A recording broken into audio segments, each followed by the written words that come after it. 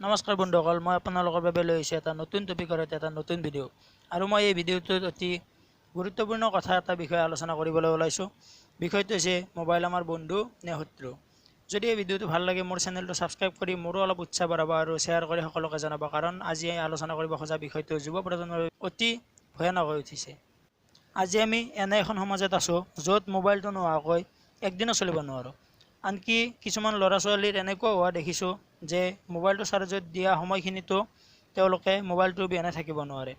তেনেকুৱা যদি আপোনাৰো হয় কি কৰিব, সেইটো জানিবলৈ ভিডিঅ'টো শেষলৈ মনোযোগ দি চাওক।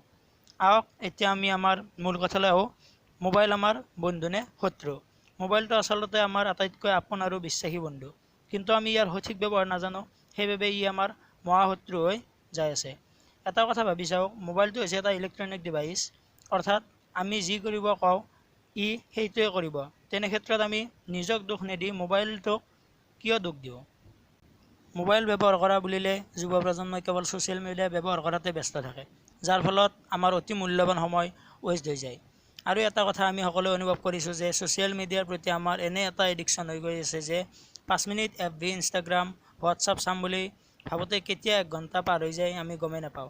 সেয়ে আমি নিজকে শুধৰাব লাগিব আৰু মোবাইলক বেয়া বুলি দোষ দিলে নহ'ব। পাবজিৰ দৰে এডিক্টেড গেম খেলাতকৈ যদি আমি উইকিপিডিয়া বা তেনেকুৱা বহুত ভাল এপ্লিকেশ্যন আছে যিবোৰৰ পৰা আমি বহুত ভাল নলেজ আহৰণ কৰিব পাৰোঁ, আমি তেনেবোৰ এপ্লিকেশ্যন বা তেনেবোৰ ৱেবছাইট চোৱা উচিত। আৰু ছ'চিয়েল মিডিয়া ইউজ কৰাৰ আগত 10 মিনিট বা 15 মিনিটৰ বাবে এলাৰ্ম দি থ'ব লাগে আৰু এলাৰ্ম বজাৰ লগে লগে সেই এপ্লিকেশ্যন বন্ধ কৰি দিব লাগে। যদি বন্ধ কৰিব নোৱাৰা বা নকৰা, সেইটো মোবাইলৰ ভুল নহয়, সেইটো আপোনাৰ ভুল। নেক্সট, আমাৰ বেছি টাইম কনজিউম কৰা এপ হ'ল ইউটিউব। কিন্তু এটা কথা আমি সকলোৱে জনা উচিত যে ইউটিউবে নিজ ইচ্ছামতে একো নেদেখুৱায়। আমি যি চাব বিচাৰোঁ ই সেইটোৱে দেখুৱায়। সেয়ে মই যিকোনো ভিডিঅ' নাচাই কিছুমান ভাল নলেজ থকা বা মটিভেশ্যনেল ভিডিঅ' চাৰ্চ কৰি চাইছিলোঁ, আৰু এতিয়া মোৰ টাইম লাইনত ইউটিউবৰ পৰা কেৱল তেনেকুৱা টাইপৰে ভিডিঅ'বোৰ দেখুৱায়, আৰু সেইবোৰ ভিডিঅ' চাই মই আজি বহুত নলেজো আহৰণ কৰিব পাৰিছোঁ। চ' আপোনালোককো এনি টাইম কমেডি বা কাল্পনিক ষ্টৰিবোৰ চাই টাইম ৱেষ্ট কৰাতকৈ বেলেগ কিছুমান ভাল ভিডিঅ' চাবলৈ অনুৰোধ জনাওঁ। আৰু কমেডি ভিডিঅ' চাব লাগিব, কাৰণ আমাৰ লাইফত এণ্টাৰটেইনমেণ্টৰো প্ৰয়োজন আছে আৰু সেইবোৰ ভিডিঅ'ৰ পৰা আমাৰ মাইণ্ডো ৰিফ্ৰেছ হয়। কিন্তু আমি তাৰ প্ৰতি গুৰুত্ব দিব লাগিব যাতে আমাৰ টাইম ৱেষ্ট নহয়। আমি নিজকে বহুত ভাগ্যৱান বুলি ভাবিব লাগিব, কাৰণ আমাৰ দিনত এনে এটা বস্তু আছে য'ত নোপোৱা বস্তু একো নাই, মাত্ৰ এটা ক্লিকৰ দৰকাৰ। আগৰ দিনৰ মানুহে কিবা এটা নাজানিলে কি কৰিছিল, বিভিন্ন কিতাপ চাই বা কিছুমান অভিজ্ঞ মানুহক লগ ধৰি তেওঁলোকৰ পৰা সুধি বস্তুটোৰ এনচাৰ জানিছিল। কিন্তু আজি চাওক, মোবাইলটো লৈ গুগল খুলি কুৱেশ্যন কৰিলেই হ'ল, ছেকেণ্ডত এনচাৰ আপোনাৰ স্ক্ৰীণত থাকিব। এটা ক্লিকত গাড়ী book, room book, shopping, news আৰু কত কিমান পায়। তেনে ক্ষেত্ৰত আমি মোবাইলটোক কেনেকৈ টাইম কনজিউমিং ডিভাইচ বুলি কওঁ। ই আমাৰ বহুত টাইম বচাইছে। সেয়েহে আপুনি আপোনাৰ নিজৰ ভুল স্বীকাৰ কৰক আৰু নিজকে বুজাব শিকক। মোবাইলটোক নিজৰ ভালৰ বাবে ইউজ কৰক, ইয়ে আপোনাৰ ভালৰ ফালে লৈ যাব। মোবাইল কেতিয়াও আপোনাৰ শত্ৰু হ'ব নোৱাৰে, কেৱল মাত্ৰ আমি ইয়াৰ ইউজ জানিব লাগিব।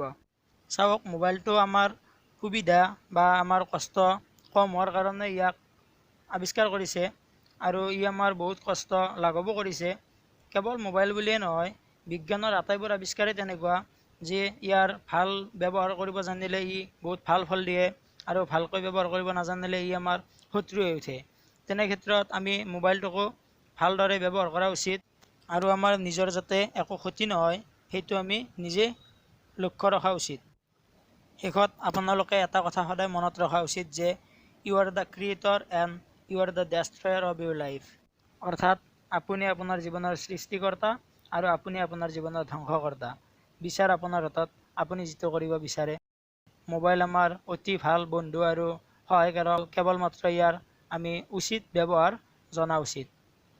যদি ভিডিঅ'টো ভাল লাগিল লাইক কৰিব, আৰু যদি মোৰ কিবা ভুল হৈছে তেনেহ'লে কমেণ্ট কৰি জনাব। ধন্যবাদ। জয় হিন্দ।